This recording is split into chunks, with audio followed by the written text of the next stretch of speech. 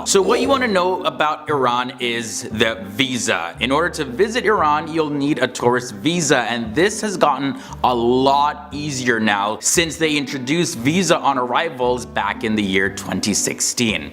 Citizens of 180 countries can now apply for visa on demand of 30 days at most international airports in Iran. However, if you are from Canada, the UK, or the United States, you need to join a guided tour to visit Iran. So yeah, you can't just go as a solo traveler.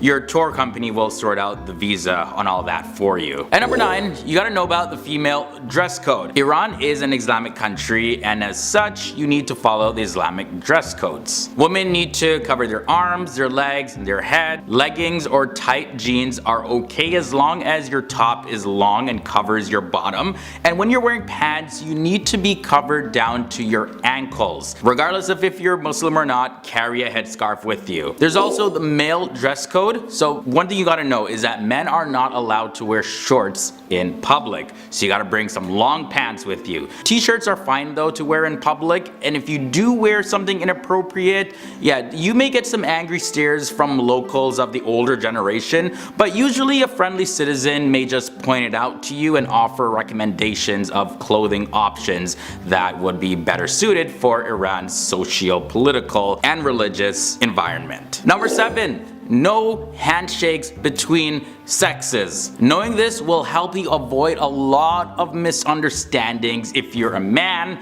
you shouldn't shake hands with a woman, and if you're a woman, you shouldn't shake hands with a man. Handshaking is only between men to men and women to women, especially if you're in public. Even if you're related to them or they're like your bestest friend forever, try to avoid that in public, please. It'll make your experience a whole lot more smooth. Alcohol being illegal comes in at number 6. So if partying and drinking are in your travel plans, you may have to park them for a little bit when you go visit Iran. However, it is possible to find alcohol in Iran. Like, people still, you know, but it definitely is 100% illegal, so if you get caught, you could face some legal penalties, so yeah, stay away from that. Also, very important, Friday is the weekend. Iran follows Islamic rules and the Islamic calendar, so the weekend in Iran is Friday, meaning that some offices are open up until Thursday evening, some of them close as early as Thursday afternoon, like some government offices. And Tehran, the capital, on Friday, some shops will be open, but not all. Number 4, let's talk about cash and money. When you go to Iran, bring cash, okay? Since none of the ATMs in the entire country will accept any foreign credit cards or debit cards. This is due to the embargo. Now, the US dollar is best throughout Iran, but euros and British pounds are also accepted in the capital, Tehran. Tourists can also get what is called a Mah card, where you can load it with money and also use it like a normal ATM card. It works just like a regular debit card. You know, you can order one on the Mah card website, and they'll deliver it straight to your hotel in Tehran. That's pretty awesome. You can also load more funds to it anytime through their online system. So that's really convenient, especially for people that don't necessarily want to carry a lot of cash around with them. A big one to know in Iran is to be aware of the tariff. Tariff is a rule of etiquette and a widely practiced code of courtesy among Iranians. Tariff involves a person insisting on doing someone a favor and the other person repeatedly refusing that favor. So for example, if you're invited over to somebody's house and just to be nice, they're gonna say, oh, spend the night, it's late, I have an extra bed upstairs, spend the night. You're supposed to be like, no, next time I'll stay. And next time probably never happens. But yeah, you're not supposed to say yes.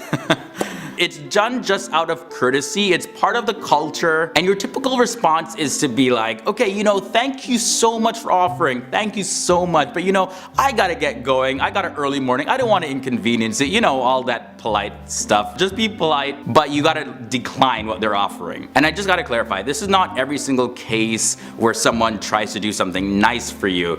However, this is a prevailing practice in the country. Iranians will admit this, I'm not just making this up. Number 2, driving in Iran. Driving in Iran could be very challenging for foreigners. You know, traffic, you know, the huge number of motorcycles, as well as pedestrians, all on the streets. You gotta be extra careful out there. As with most countries, all freeways, highways, and country roads and city roads have speed limits. So there's thousands of police cameras and police vehicles just roaming around waiting for someone to break one of these rules. You'll get hit with a fine, maybe your vehicle will get confiscated if you're not careful. So to avoid all of that from happening, you gotta keep in mind the speed limits, which is normally between 50 kilometers and 80 kilometers in the cities, and between 80 kilometers to 120 kilometers on freeways, highways, as well as country roads. People drive on the right side of the road, and if they need to pass a vehicle, that's done on the left side. There are also many speed bumps to look out for. And for driving in Iran, you'll just need an international driving license, and of course a decent car, which you can rent when you're in the country. But if driving in a foreign country isn't your thing at all, Iran has their own version of Uber called Snap that you can download and use, and it makes a whole lot more sense now to get that Iranian SIM card, and I'll just be talking about that coming up next. Number one, we have getting a local Iranian SIM card. That is the best option. You can buy a local Iranian SIM card in Iran as a traveler, and it's highly recommended. It works out way cheaper than using your own country's SIM card, and this way you can call hotels, you can make reservations, use apps like WhatsApp, as well as you can download and use the Uber alternative that I mentioned called Snap anytime you want. And also, having an Iranian SIM card allows you to make international calls to friends and family. I even saw one person, he's saying that he got like 5 gigabytes of data and he can make unlimited international calling for like $10 US. 100% worth it. So starting off at number 10, we have alcohol. Alcohol, yeah, that's illegal in Iran. And you know, this may be a surprising thing for tourists because alcohol consumption is such a common thing in majority of societies in our world. However, it's been forbidden for Muslims in Iran since the year 1979 when the revolution happened and it was instituted by the government. Now in Islam, whatever harms a human being is prohibited, and alcohol consumption as well as any form of intoxicant is not allowed to be produced or consumed. However, despite the ban on alcohol for Muslims, non-Muslims are permitted to produce alcohol for their consumption, but in a limited way. And alcohol is just one thing that's banned from being sold and produced and distributed in Iran. But I'm gonna get into some other things. Number 9, we have public dancing.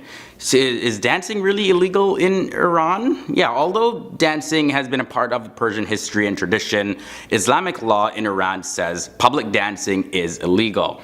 Now on top of that, there's strict dance laws that are based on individuals' gender, and women are not allowed to dance in the presence of men not being their immediate family members. Even making videos including Iranian women who are dancing and sharing it on the internet is also seen as a crime. There's also certain music that's illegal. And now this is determined by the marja, meaning the source to follow or religious reference, and that's a title given to the highest level of Usuli Shia authority. Muslims believe some musical sounds and instruments are harmful to the soul, especially music that is made to be performed with dancing. So Iran's official media has been forbidden to broadcast these kinds of music and music videos. No. You're not going to find that in Iran. Now here's another surprising one, dog walking. So in many countries, having a dog is just common, and it's probably one of the most popular pets for people to have. Although Iranian people know that the government has made keeping dogs illegal in Iran, you can still see dogs roaming down the street. However, the thing to keep in mind is that keeping dogs at home and walking dogs in public places are forbidden, and it's actually punishable. So yeah, just something to keep in mind. Maybe you just want to keep those dogs out in the wild. Get another pet, Persian cats. Those are cute. Zumba is also illegal. So similar to number 9, the government considers Zumba illegal in Iran. Zumba is a type of aerobic exercise that mixes dance movements into it. Zumba classes have been banned in all shapes and form in Iran since 2017, and the government's authority declares Zumba classes as contrary to Islamic ideology. Halfway to number 5, we have tattoos. Now, why are tattoos illegal in Iran? Well, most Iranians consider tattooing as an anti Value Act based on their culture. However, it's only forbidden in particular conditions. So tattoos which contain obscene or any form of offensive or nasty imagery on certain visible parts of the body like your face, your hands, your arms, it's actually illegal and a punishable offense. VPNs come in at number 4, and that stands for virtual private networks. So virtual private networks pretty much unblock content and improve privacy. So they have become increasingly popular around the world. And in Iran, signing up with a VPN provider registered and approved by the government is actually 100% legal. However, the main reason that people use VPNs anyways is to access websites that are blocked by the government. So chances are that the VPNs that they use anyways will be ones that are illegal. Then next up we have neckties at number 3. Publicly wearing neckties is effectively banned in Iran. Now there's no written law against wearing ties, but they are looked down on under Iran's strict Islamic dress code. Shop owners, they tend to sell them under the counter though. And the former president of Iran, Mahmoud Ahmadinejad, he angered senior clerics in 2010 when he said it was acceptable for men to wear ties. Mahmoud Ahmadinejad, he wore open-necked shirts, and Ayatollah Ahmad Khatami claimed at the time that the supreme leader Ayatollah Ali Khamenei had issued a fatwa or a religious edict against wearing straight ties or bow ties. So the whole bunch of controversy and stuff happening with the ties, so just don't wear it, I guess. Ponytails, it's also something that is banned. So Iran's cultural ministry in 2010 published a list of approved hairstyles in order to get rid of Western hairstyles that are influencing the country. So ponytails, mullets, and other long hairstyles all got clamped down on. However, the 1980s style Elvis, that Elvis pompadour style, that's 100% accepted in the country. There's literally like a whole list of hairstyles. Like you can actually check this out to see what's legal and what's not. And finally, number 1, we have public affection. Any touching between men and women who are not family members is absolutely forbidden. Even a handshake can actually be punishable and is called an illegitimate sexual relationship short of adultery. And this is what a woman by the name of Atina Fargandani, who was 20 at the time, found out. Atina Fargandani was sentenced to 12.5 years in jail for drawing a political cartoon and was then charged with indecency for shaking her lawyer's hand when he came to visit her in jail. However though, she was freed 1 year later.